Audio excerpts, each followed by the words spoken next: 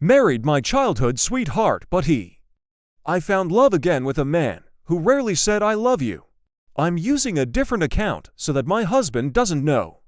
Before meeting my current husband, I was married to my ex-husband, Dave, and I met when we were 5 years old. He moved into our neighborhood, and we became inseparable. Even our parents joked that we would be married one day. Since I knew the concept of marriage, I was determined to marry Dave. We were like soulmates, sharing the same interests, hobbies, and thoughts. He was my first everything, my first kiss, my first boyfriend, and the guy I lost my virginity to. Among our friends, we were the perfect couple. After graduating high school, we immediately got married. I had gotten into a good school, but I chose to study with Dave. Our parents helped us find an apartment close to our school. We worked hard and often talked about having kids. On our 6th anniversary, we decided to try for a baby the following year. During our 7th year of marriage, my mom got sick, so I stayed with her for a while. I planned a special surprise for our anniversary. When I went home early to surprise him, I walked into our bedroom and found my husband in bed with another girl. I can never get that image out of my head. My husband tried the usual excuses, but I locked myself in the bathroom and called my friend to pick me up. I was catatonic at that point. Eventually, my parents found out and supported whatever decision I made. Dave's parents, however, wanted us to stay together, but we settled on divorce after a huge fight. My fairy tale fantasy shattered, and I spiraled into depression. My parents booked me therapy, and for 2 years, I was like a living corpse. After that, my friend pushed me to date, but no one came close to Dave. I was searching for him in every guy. Then I met my current husband, Jay. Jay was the opposite of Dave. While Dave was funny and outgoing, Jay was more stoic, using humor mostly for clapbacks or insults. On our first date, he hardly asked me anything personal. We ate dinner mostly in silence, and I was sure he wouldn't call me again. But 2 days later, he did. The second date went slightly better, and he started opening up slowly. By the 6th date, we finally hooked up, and it was amazing. I asked for a snack afterward, and he left to get takeout food, my favorite, orange chicken. That's when I knew I was falling for him, even if he wasn't my soulmate.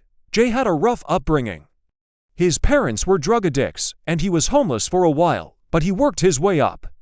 Throughout our marriage, he has been there for me, helping with chores and supporting me through my trauma from Dave. He even arranged therapy for me, specializing in infidelity.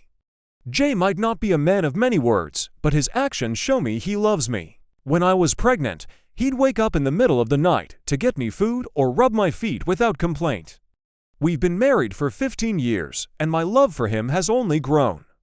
He's still the stoic man I fell in love with, and though we don't say I love you often, maybe only 5 times in all these years, I feel it in everything he does. Dave, on the other hand, is getting his 3rd divorce. His mom blames me for his downfall, refusing to acknowledge that her son was a serial cheater. But I've moved on and found happiness with Jay. Throughout high school, Jay was bullied and even got in trouble for standing up for his bullies. However, because he was a good student, he didn't face serious repercussions. He left the homeless shelter when a pastor from the local church took him in. Jay had worked at the church, and the pastor, who was kind, funded his living expenses and helped him get a scholarship to a good university. Jay studied finance and business. Having grown up in poverty, he became obsessed with learning how to make money. His connections landed him a part-time job during his final year.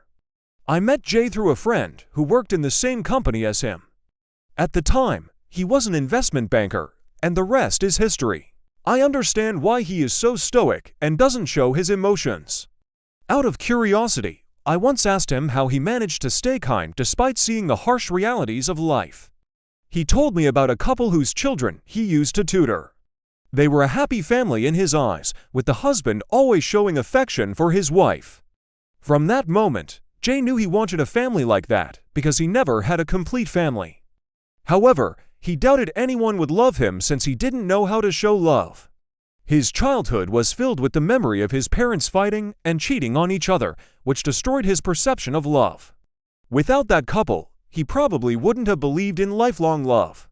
It's wrong to say Jay shows no emotion, he does, but rarely.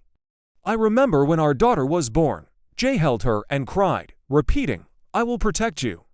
I will never leave you." He said "I love you" to both of us. The same thing happened when our son was born. It gave me the idea that I should just have more babies to see his emotional side. Jokes aside, I know he loves me and our family. He always holds me tightly when we cuddle, and he's great with my parents, who adore him. It makes me cry sometimes, knowing how much Jay has been through while I've lived a sheltered life. I often feel I don't deserve him because he's so kind.